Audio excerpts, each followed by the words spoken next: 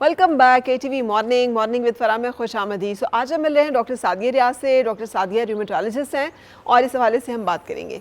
Doctor साहबा कैसी हैं आप?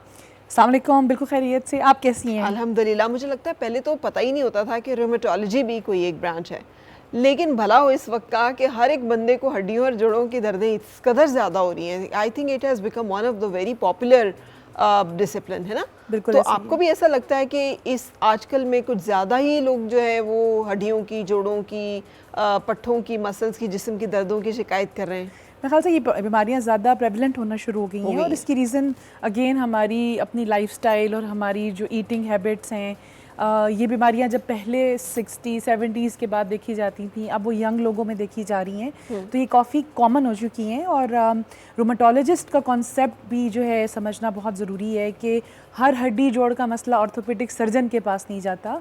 हर चीज़ के लिए ऑपरेशन रिक्वायर्ड नहीं है। रूमेटोलॉजिस्ट वो डॉक्टर हैं जो कि बज़रिया दवाइयाँ, बज़रिया थेरेपी, बज़रिया आपकी काउंसलिंग आपको इन बीमारियों से निजात दिला सकते हैं। एक पिछले दिनों एक बात हो रही थी तो बड़ी अच्छी डेफिनेशन मुझे लगी। उन्होंने कहा कि हड्डियों के फिजिशियन का नाम जो है वो रूमेटोलॉजिस्ट है, बिल्कुल, और जर्राह का नाम जो है वो ऑर्थोपेडिक है। एग्जैक्टली। तो अगर आपने जोड़ तोड़ का कोई काम करना है तो then go to the orthopaedic, but अगर आपको मैनेज करना है, मेंटेन करना है, या टूटी नहीं है कोई चीज़ पर फिर भी दुख रही है, तो then rheumatologist is the best person to consult. अच्छा, अभी हम जैसे बात कर रहे थे प्रोग्राम शुरू करने से पहले, रीजंस क्या हैं? अगर हम आउटलाइन करना शुरू करें, जैसे आपने कहा कि बड़ी लाइफस्टाइल हमारी चेंजेस हो गई हैं, रीजंस क्या हैं जो वजह बनती हैं कि हमें 50 साल की उम्र में तो एवरीबडी इज़, जैसे कहना चाहिए ना, पेशेंट बाकायदा, कि उसे जोड़ों में दर्द होगा, ये अब नॉर्मल हो गया है।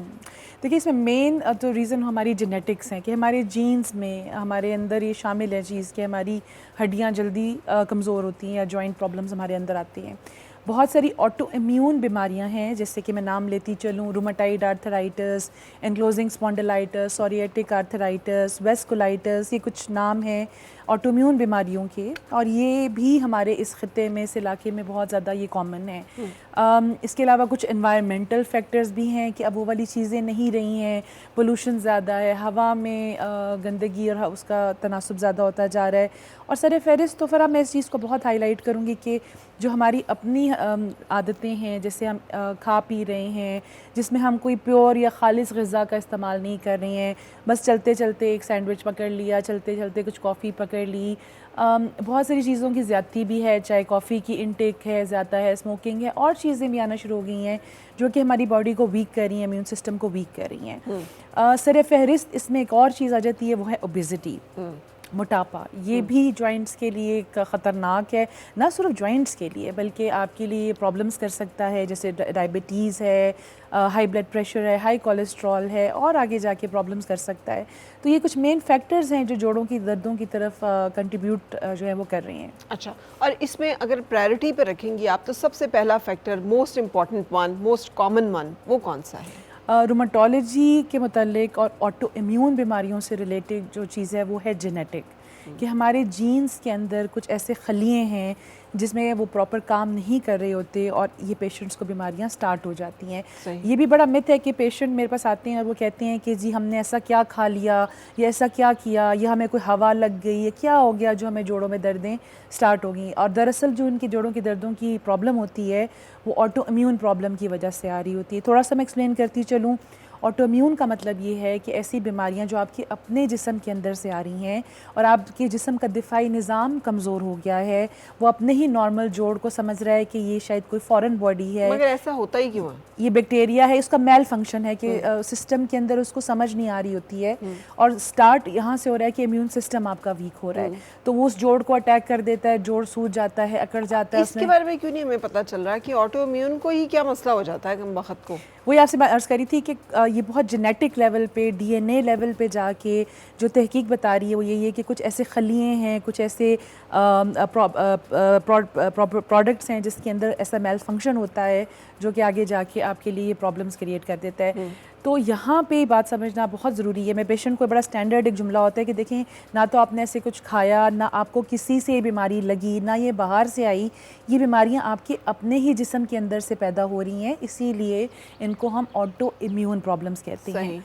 अच्छा, अब दूसरी बात समझनी यहाँ पे बहुत ज़रूरी है पेशेंट्स के लिए, जो कि अनफॉर्चुनेटली बड़े अफसोस के साथ ये बात कर रही हूँ कि पाकिस्तान में लोग इस चीज़ को नहीं समझते हैं।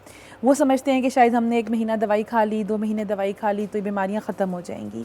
देखिए, ये बीमारियाँ बिल्कुल ऐसी ही हैं जैसे खुदा न खास्ता किसी को शुगर हो गई है, किसी को ब्लड प्रेशर हो गया है, किसी को और ऐसा कोई प्रॉब्लम है, तो वो लंबे अरसे तक दवाइयाँ खाएंगे, उसका इलाज हमेशा ही खाएंगे, वो तो उसका टेस्ट करेंगे। एग्जैक्टली। तो इसी तरह ऑटो इम्यून प्रॉब्लम्स के लिए भी आपको दवाई खाना ज़रूरी है हमेशा, लंबे अरसे के लिए। चेंजेस भी ऑब्वियसली आती हैं, पेशेंट भी चेंजेस भी आती हैं, दवाइयाँ चेंज अप एंड डाउन भी होती रहती हैं, लेकिन एक रूमेटोलॉजिस्ट के अंडर ऑब्जर्वेशन होना बहुत ज़रूरी है। और ये बात मैं इसलिए कहती हूँ कि अगर आप 2-4 महीने दवाई खाएंगे, आप अच्छा फील करेंगे, दवाई छोड़ देंगे, और मुमकिन है कि 6-7 महीने के बाद आपको दोबारा से ही उस बीमारी का शदीद अटैक हो जाए, और वही दवाइयाँ जो पहले आप पे असर कर गई थी और अब शायद वो असर ना करें, और अब हमें कुछ और दवाइयों की तरफ जाना पड़े जो कि थोड़ी महंगी भी होंगी और कॉस्टली भी होंगी, या कुछ इंजेक्शंस होंगे जो थोड़े पेनफुल भी होंगे। तो प्लीज़ इस चीज़ को समझना बहुत ज़रूरी है कि बीमारी है, अल्लाह ताला की तरफ से या कुदरत की तरफ से एक ऐसा हमारी बॉडी में मेल फंक्शन हुआ है। साजी, इसका मौसम से क्या ताल्लुक है? जैसे ये जो मौसम अभी ख़त्म हो रहा है, हो चुका है ऑलमोस्ट, और ट्रांजिशन में हम चले जाएंगे, कोई नहीं पता वैसे टाइम तो है ट्रांजिशन का, जाते कब है, ये कैसे इफ़ेक्ट कर रहा है? ये जो सारा इन्वायरमेंट चेंज हो रहा है, हमारा पूरा लाइफस्टाइल, सोने जागने का रूटीन, तो ये अब ये मौसम का कितना असर है, and how to deal with this कि हम कहते हैं इस मौसम में होती हैं दर्दें, फिर ठीक हो जाएंगी। सो कब इसे रेड अलर्ट होना चाहिए कि नहीं, अब हम we need to see the rheumatologist, और कब तक दर्द होना और कहाँ क्या दर्द होना नॉर्मल है? बहुत से पेशेंट जो है जनरली मुझे ये बताते हैं कि गर्मियों के मौसम में या गर्म इलाकों में जो है ना, उनकी दर्दें बेहतर रहती हैं और वो खुश रहते हैं। लेकिन ठंडे इलाकों में या ऐसे इलाकों में जहाँ पे नमी का तनासुब ज़्यादा है, वहाँ पे जॉइंट पेन्स और पट्ठों का खिंच जाना, पट्ठों का स्टिफनेस हो जाना, ये ज़्यादा होता है। बताया ही जाता है तहकीक से कि हमारे हवा का जो प्रेशर जब ड्रॉप होता है, हवा में नमी होती है, तो ये बॉडी सेंसिटिव होती है और उसके ख़िलाफ़ रिएक्ट करती है। इसके अलावा भी अगेन फ़रा हमारे यहाँ कॉमन चीज़ ये देखी जाती है कि पेशेंट थोड़ा सा दवाई खाता है, दवाई छोड़ देता है, और उसके बाद फिर वही प्रॉब्लम उसको आना शुरू हो जाती हैं। तो ऐसे पेशेंट्स के लिए जो ख़ास तौर पे ठंडे इलाकों में रह रहे हैं, मेडिसिन्स के ऊपर प्लीज़ ध्यान अपना रखें। हमेशा मैं ये बात कहती हूँ, अपनी फ़िज़िकल एक्टिविटी और एक्सरसाइज के ऊपर बहुत ध्यान रखें। जैसे अभी कुछ हबस वाला मौसम जा रहा है, तो पेशेंट्स मुझे कहते हैं जी हमसे वॉक नहीं होती, हमसे एक्सरसाइज नहीं होती है, गर्मी लगती है, पसीना आता है। तो थोड़ा सा ये देखें कि आपकी बॉडी को इस चीज़ की कितनी ज़रूरत है। सही। और अच्छा, बहुत सारी ऐसी हर्बल मेडिसिन्स ठंडे ममालिक में गर्म मुल्कों से, यानी हमारा हमसाया मुल्क जो है, बड़े शौक से कई ऐसी हर्बल प्रोडक्ट्स जो है वो वहाँ पे एक्सपोर्ट कर रहे होते हैं, which is meant for the joint health, कि आप ये खाना शुरू करें और रेगुलर इसको डाइट में रखें तो ये जॉइंट हेल्थ में भी इफेक्टिव है। Ashwagandha is one of them and there many others. और फिर कुछ कॉम्बिनेशंस हैं कि आप कैल्शियम मैग्नीशियम जो है ये ज़्यादा लेते रहें, विटामिन डी का इंटेक रखें, तो आपको ये मसले नहीं होंगे। एज रोमेटोलॉजिस्ट आप समझती हैं कि ये प्रिवेंटिव साइड पे इफेक्टिव हो सकती हैं? बिल्कुल, विटामिन डी, कैल्शियम डेफिनेटली, और ये भी आपको बड़ी यंग एज से जो है ना स्टार्ट कर देना चाहिए। कब से?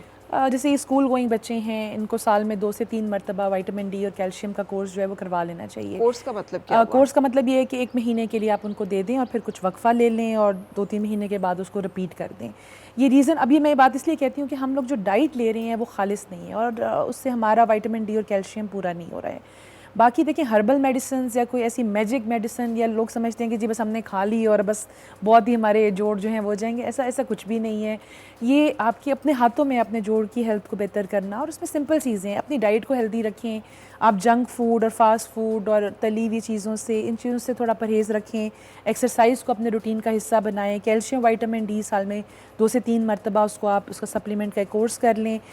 इसके अलावा मेरा नहीं ख्याल कि आपको किसी और एक्स्ट्रा चीज़ की ज़रूरत है। अगर ये सब कुछ भी आप कर रहे हैं और फिर भी आपको लगे कि आपके जिस्म में दर्द जो है वो मुस्तकिल है और अब आपके जोड़ जो हैं वो दुखते हैं, तो क्या होगा फिर क्या, कहाँ से शुरू होगा? फिर देखिए, मैं तो ये एडवाइस करूँगी कि सबसे पहले फिर आपका पॉइंट ऑफ कांटेक्ट जो है वो एक रूमेटोलॉजिस्ट डॉक्टर होना चाहिए, क्योंकि जोड़ों की दर्दों के बहुत से रीज़न्स हो सकते हैं। सर फहरिस्त जैसे मैंने बात की कि ऑटोइम्यून बीमारियाँ हैं, जैसे रूमेटाइड आर्थराइटिस या गंठिया है, जो कि आपके मुख्तलिफ जोड़ों में दर्द करेगा, अकड़ाहट करेगा, सोजन करेगा, जैसे आपने कहा कि आपने बहुत कुछ ट्राई भी कर लिया लेकिन वो दर्दें नहीं जा रही हैं, तो यहाँ पे रूमेटोलॉजिस्ट को चेक कराना बहुत ज़रूरी है। रूमेटोलॉजिस्ट आपको चेकअप करेगा, फिज़िकली चेकअप करेंगे और उसके बाद आपके कुछ ब्लड टेस्ट करेंगे और बीमारी की तशख़ीस करेंगे। यहाँ पे एक बहुत इंपॉर्टेंट पॉइंट है फ़रा कि लोग आ भी जाते हैं और टेस्ट भी करवा लेते हैं और फिर वो ख़ुद ही टेस्ट को पढ़ना भी शुरू कर देते हैं कि अच्छा ये टेस्ट तो पॉजिटिव था, ये नेगेटिव था, तो पता नहीं बीमारी है कि नहीं है।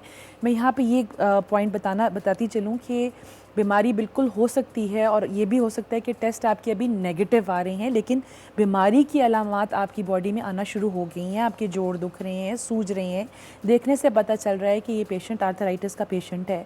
लेकिन टेस्ट या एंटीबॉडीज़ के जो टेस्ट हम करवाते हैं हो सकता है कि वो उस टाइम पे पॉजिटिव ना हो और वो कुछ अरसे बाद, कुछ टाइम के बाद रिपीट करवाएं तो शायद वो पॉजिटिव हो जाए, और ये भी है कि हो सकता है कभी भी पॉजिटिव ना हो। यहाँ मैं पेशेंट से ये कहती हूँ कि मैं ब्लड टेस्टों का इलाज नहीं करती हूँ, मैं एक इंसान का इलाज करती हूँ। अगर आप मेरे पास आ रहे हैं और आपकी बॉडी में पूरे आर्थराइटिस के सिम्टम्स जो हमें सिखाया गया है, बताया गया है, उस हवाले से आपके सिम्टम्स आ रहे हैं, टेस्ट नेगेटिव भी हैं, तो मैं आपको आर्थराइटिस के लिए ही ट्रीट करूँगी। अच्छा, सेकंड चीज़ हमने अभी बात की कैल्शियम विटामिन डी की deficiency, magnesium deficiency, B complex iron deficiency, ये कुछ ऐसी डेफिशिएंसीज़ हैं जो हमारे यहाँ काफ़ी कॉमन हैं और ख़ास तौर पे फीमेल्स के अंदर, यंग फीमेल्स के अंदर। ये अगर आपके अंदर कमी है तो ये भी आपको इस तरह का पिक्चर देगी कि शायद आपको कहीं आर्थराइटिस तो नहीं हो रहा है। और ऐसे पेशेंट्स को जैसे ही हम सप्लीमेंट्स वगैरह देते हैं, ट्रीट करते हैं, तो उनकी दर्दें चली जाती हैं। ठीक है। तीसरी चीज़ हम आ जाते हैं क्रॉनिक पेन्स की तरफ, या फाइब्रोमाइल्जिया या क्रॉनिक पेन सिंड्रोम की हम बात कर रहे हैं। इस बीमारी में आपके जितने पट्टे और नसें हैं वो सेंसिटिव हो जाती हैं और आपको हल्की सी भी एक स्टिमुलस पे, हल्की सी भी चोट पे, हल्की सी भी चीज़ पे बहुत ज़्यादा दर्द होती है। पेशेंट बहुत फटीग का शिकार रहता है, एनर्जी लेवल ज़ीरो होते हैं। अगेन रूमेटोलॉजिस्ट इसका पॉइंट ऑफ कांटेक्ट है, वो आपके टेस्ट भी करवाएंगे और आपको फर्दर जो है वो ट्रीटमेंट भी बताएंगे। चौथी टाइप की जो पेन्स होंगी वो है घिसाव का अमल, जो कि वियर एंड टीयर के साथ हो रहा है, उम्र के साथ हो रहा है, वक्त के साथ हो रहा है, जिसमें आपके टाइम के साथ हड्डियां कमज़ोर हो रही हैं। यहाँ पे सर फहरिस्त जो मैं बहुत कॉमन देख रही हूँ वो सर्वाइकल का जो है ना डीजनरेशन है, कि लोग आते हैं कि कमर में गर्दन में दर्द है जो कि ऊपर सर की तरफ जा रही है, बाजुओं की तरफ आ रही है, उंगलियाँ सुन हो रही हैं। बहुत से न्यूरोलॉजिस्ट और डिफरेंट डॉक्टर्स को दिखा चुके होते हैं और अगर उनका एक सिंपल एक्सरे करवाया जाए गर्दन का तो उसमें पता चल रहा होता है कि मोरे घिस रहे हैं। तो हमारी बॉडी भी एक जिस्म है, बॉडी है, सेल्स हैं, ग्रो करते हैं, डीजनरेट करते हैं, लेकिन 30-40 ईयर्स के बाद आपका डीजनरेशन का अमल ज़्यादा हो जाता है। तो सर्वाइकल, कमर की डीजनरेशन और घुटनों की डीजनरेशन, तो ये चौथी टाइप का आर्थराइटिस ये है कि जो डीजनरेशन के साथ हमारे पास पेशेंट आ रहे होते हैं। अच्छा, अब सबसे पहले जो आपने कहा था अलामात आर्थराइटिस की, वो क्या है कि जब आना शुरू हो तो फिर हमें अंदाज़ा होना चाहिए कि हम किस तरफ जा रहे हैं? बिल्कुल, बड़ी बेसिक सिंपल सी अलामात होंगी। सबसे पहले तो आपको पेशेंट पेन की कंप्लेन करेगा और वो किसी भी जोड़ में स्टार्ट हो सकती है, लेकिन आर्थराइटिस के लिए पेशेंट्स के लिए टिपिकली हाथों और पैरों में बताते हैं पेशेंट। लेकिन मैं पेशेंट को ये बताती हूँ कि आपके सर से लेके पाँव के नाखून तक जितने भी जोड़ हैं, इसमें किसी भी जोड़ में आपकी ये दर्द स्टार्ट हो सकती है। दर्द के साथ साथ उस जोड़ के अंदर स्वेलिंग होती है और वरम होता है और उसके अंदर पानी पड़ा हुआ होता है। पेशेंट को उस जोड़ में हरकत करने में शदीद तकलीफ का शिकार ये इनिशियली हो जाता है या ये वक्त के साथ होता है? ये इनिशियली स्टार्ट होते हैं और अगर प्रॉपर ट्रीटमेंट ना हो रही हो तो फिर ये बढ़ना शुरू हो जाते हैं। चौथी चीज़ पेशेंट यही कहेगा कि मैं अपनी नॉर्मल एक्टिविटीज़ जो है वो नहीं कर पा रहा, जैसे कि अपना बाल कंघी करना, अपने कपड़े चेंज करना, सीढ़ियाँ चढ़ना, सीढ़ियाँ उतरना। बॉडी शदीद स्टिफनेस या अकड़ाहट का शिकार होती है और उसके साथ लोग डेली के काम जो हैं वो नहीं कर रहे होते हैं। इसके साथ साथ पेशेंट को बुखार फ़ील होना, थकावट फ़ील होना, खून की कमी महसूस होना, बाज़ दफ़ा जिस्म पे कुछ रैशेज़ या छाले टाइप से निकल आते हैं, फेस पे या मुंह के अंदर कुछ छाले निकल आते हैं। तो ये बीमारी अगर इस तरह बढ़ती चली जाए और प्रॉपर्ली टाइम पे तशख़ीस ना हो तो ये जोड़ों के अलावा ये बाकी ऑर्गन्स की तरफ भी स्प्रेड कर जाती है। बिल्कुल सही। अच्छा, कुछ ऐसे स्ट्रेस और कुछ ऐसे मसाइल भी हैं जिससे ये बीमारी ट्रिगर हो सकती है, ये शुरू हो सकती है? बिल्कुल सर, आपने बिल्कुल 100% बात की है। मैं तो ये कहूँगी कि स्ट्रेस जो है ना वो 99% बीमारियों की जड़ है। आप डायबिटीज़ को देख लें, स्ट्रेस जैसी होगी पेशेंट की शुगर बढ़ जाएगी, ब्लड प्रेशर जैसी स्ट्रेस होगी ब्लड प्रेशर बढ़ जाएगा। इसी तरह अगर पेशेंट स्ट्रेस का शिकार है तो उसकी दर्दें बिल्कुल बढ़ेंगी। जाएंगी और बहुत मुमकिन है कि बहुत सारी दवाइयाँ उनके ऊपर काम भी ना कर रही हैं जो हम रेगुलर पेशेंट्स पे यूज़ कर रही हैं, और फिर वो एक सर्कल में फंसते चले जाती हैं और फिर वहाँ से स्ट्रेस से वो चीज़ पेन और तकलीफ़ और फिर डिप्रेशन में कन्वर्ट हो जाती है। डिप्रेशन के साथ फिर पेशेंट दवाई नहीं खाएगा, एक्सरसाइज नहीं करेगा, वज़न बढ़ना शुरू हो जाएगा, तो वो एक लूप में फंसना शुरू हो जाता है। तो इसीलिए बार बार मेरा मैसेज यही होता है जी कि आपको ऐसी पेन्स हो रही हैं, स्वेलिंग्स हो रही हैं, अब तो सोशल मीडिया के तवज्जुद से बहुत सारे आपके पास हेल्प है, आप प्लीज़ एक रोमेटोलॉजिस्ट को कांटेक्ट करें और अपनी बीमारी को जल्दी उसका इलाज शुरू करें। अच्छा, जो लोग ये दवाई ले रहे होते हैं उसके कुछ नापसंदीदा असरात भी हैं ऐसे कि जो इसकी वजह से लोग दवाई छोड़ते हैं?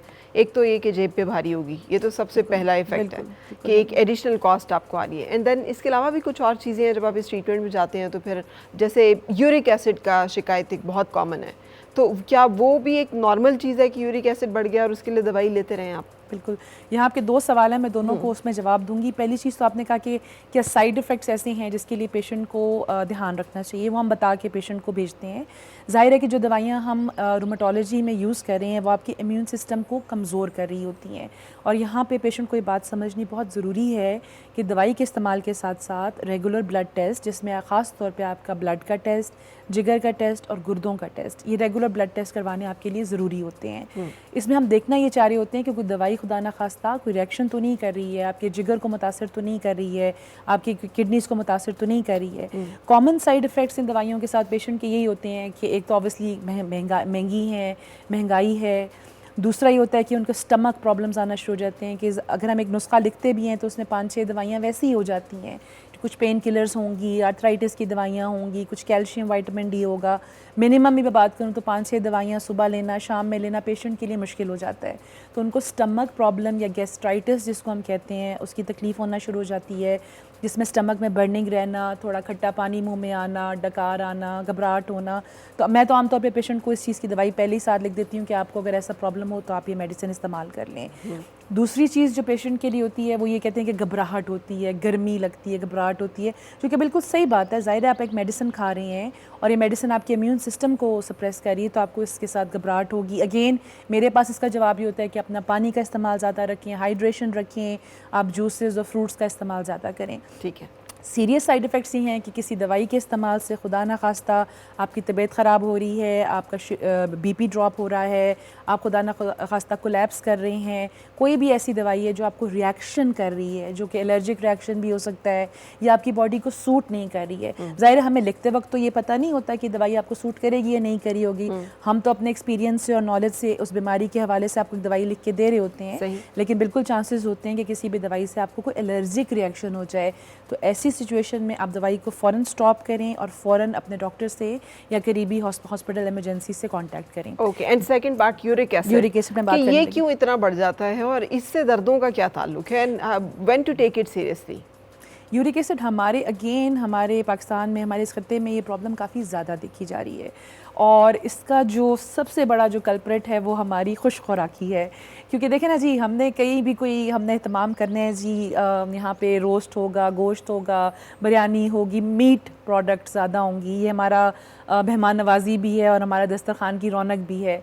तो हमने जब भी सेलिब्रेट करना होगा हम बहुत सारा गोश्त वाली चीज़ें और डिशेस बना लेंगे। इसी तरह ईदों पे, त्योहारों पे हमारे यहाँ यही चल रहा होता है। तो जब आप बहुत ज़्यादा प्रोटीन वाली डाइट इस्तेमाल करेंगे और आपकी बॉडी से वो खारिज नहीं हो रही होती है उस हवाले से, तो वो आपकी डिफरेंट जोड़ों में क्रिस्टल्स बन के जमा होना शुरू हो जाती है। तो इसमें जैसे मैंने कहा कि मेन रीज़न तो हमारी खुश खुराकी है इसके लिए, यूरिक एसिड के लिए। तो फिर इसे ट्रीट कैसे करें? इसका सिंपल साल मैं ये कहने लगी थी कि बीमारी ऐसी है जिसका इलाज ही आपके परहेज़ में है। अच्छा। अगर आप परहेज़ कर लें, मैं ये पेशेंट से ये हरगिज़ नहीं कहती कि बिल्कुल ही गोश्त छोड़ दें, ज़ाहिर है इंसान है, दिल करता है, लेकिन आप उसकी मिकदार को कम कर दें। और अगर आप खा सकते हैं और अफोर्ड कर सकते हैं तो आप इस पेशेंट्स के लिए मछली का गोश्त बहुत अच्छा होता है।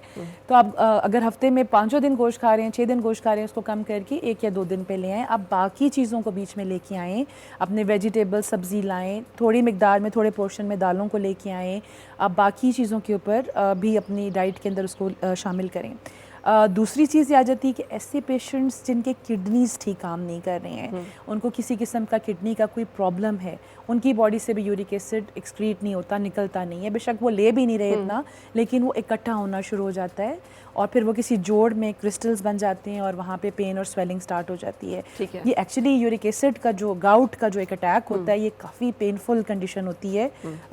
हफ्ता 10 दिन ये पेनफुल रहती है। यूजुअली एक जोड़ में ये अटैक आता है, जिसे हम पाँव के अंगूठे में हम कहते यूजुअली हैं। एड़ी में, हाँ, एड़ी बिल्कुल, में, अंगूठे बिल्कुल में। ऐसा है। और मेडिसिन के साथ ये बेहतर हो जाता है।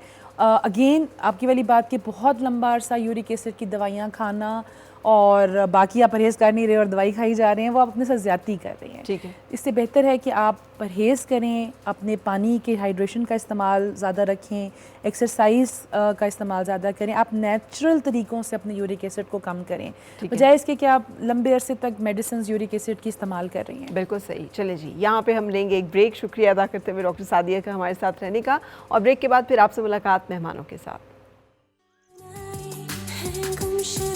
खुशियाँ सारी वो